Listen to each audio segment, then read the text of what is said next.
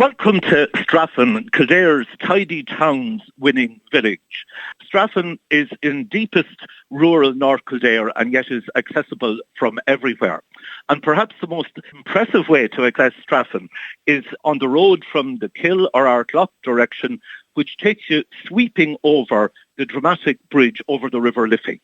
And from there's this vista upstream of the river to the picture postcard view of Straffan House, built by the Barton family in the 1820s with characteristics of a French chateau, which is appropriate because given that that family made their fortune in the French vineyards, where indeed members of the family had an interest into modern times. And indeed, listeners who might be enjoying a little tipple through the pandemic might well see on their off-licence shelves the well-known brand of Barton and Guestier wine and might think of the Straffan connection. The Bartons moved out of the area in the 1930s. And Straffan House had a succession of owners, but perhaps none more colourful than the film producer Kevin McClory. Now, Kevin, who was a Dubliner, is worthy of a film in his own right.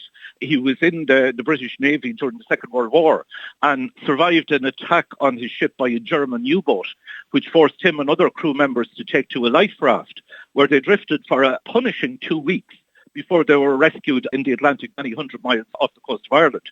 But he survived that ordeal and in the 50s became involved in the movie business, first as an assistant producer to John Huston.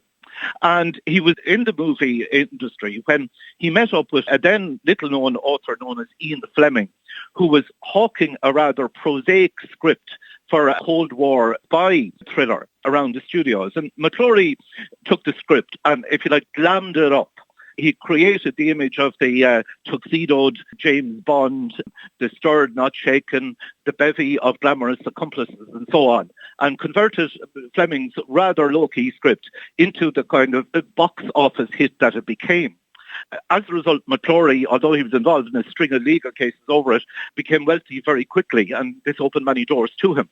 Indeed, it said he was romantically involved with Elizabeth Taylor, but she went off and married another film producer. But he was famous for the parties he threw in Straffan House in the 70s, which featured a Duffy circus, a hot air balloon, and red carpet guests such as Shirley MacLaine and Sean Connery. But Straffan House had other celebrated owners in later years and indeed welcomed royalty in the person of Prince Albert of Monaco, who was a guest of Dr. Michael Smurfit, who of course was owner of Straffan House in more modern times. And it was Dr. Smurfit who, in the early 1990s, transformed the house into the magnificent K Club that it has become and the associated golf club, which hosted the Ryder Cup in 2006. But moving on from that vista of the bridge and into the village itself, now much of modern Straffan takes its layout from being in the environs of the big house. So on the left as we enter the village is Straffan Church of Ireland, which was built by the Bartons as a private church for them and the workers on their estate. Another feature to the right, if we look at the shop and the butchers, is a distinctive green painted pillar box bearing the initials of Edward VII. And this is a rare piece of apparatus because Edward VII was only on the throne for 10 years between 1901 and 1911, and there were very few full-size pillar boxes made during his time. Edward VII never set foot in Sallins, but he passed through nearby when his train went down to Naas for Punchestown races in 1904.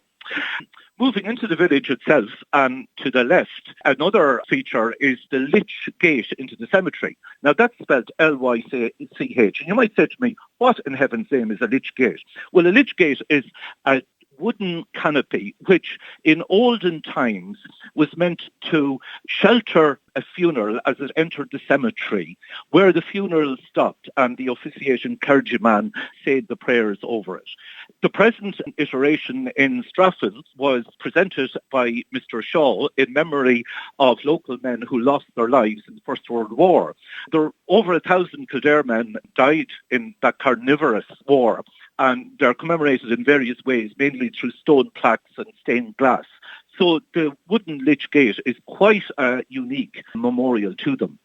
Entering the cemetery then, on the left, the remains of an ancient fortified church from the Middle Ages, which is an echo of Straffan's ancient origins as a religious site.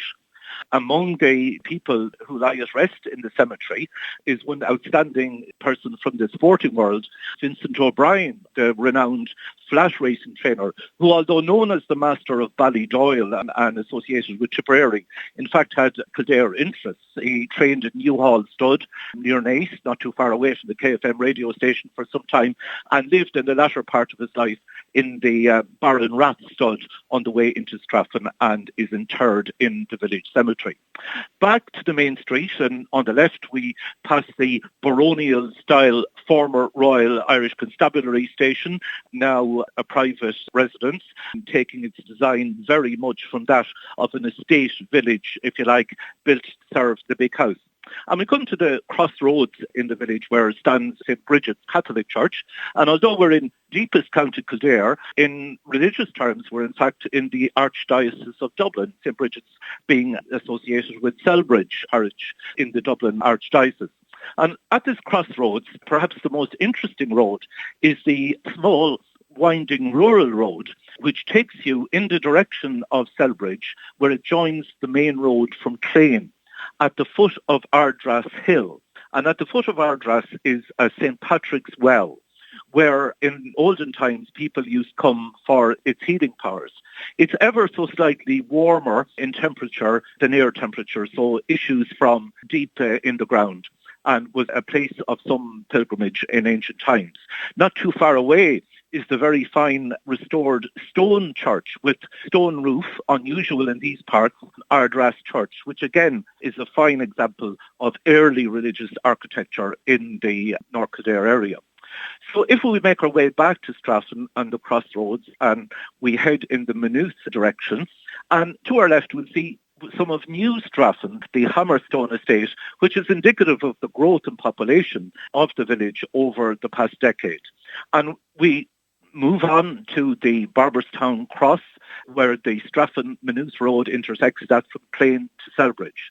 And that cross is overlooked by the magnificent Barberstown Castle and Hotel.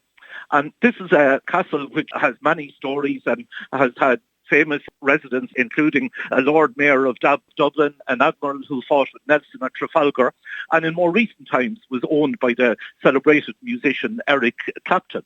More recently, again, of course, it's been transformed into a hotel, but there's perhaps one guest who's never given back his room card.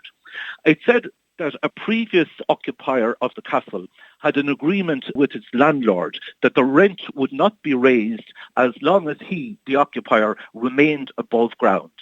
The man died, and his very shrewd wife arranged for him to be interred in the walls of the castle. Therefore, he was above ground, and the landlord could not come back and raise the rent. So as we pass Barberstown Castle, perhaps we'll think that somewhere within its 4-foot thick walls lies somebody in their final resting place. Looking back at Straffan, although it's a relatively small village, in some ways you could say it has two of everything. It has two churches, the Church of Ireland and St. Bridget's Catholic Church, two post boxes, the picturesque pillar box and a rare Irish Free State wall box. And also, it has two names. For many years, the Irish name, the official Irish name of Straffan was Clunini, which means Little Meadows, and takes its name from an adjacent townsland where the Straffan Station post office once stood.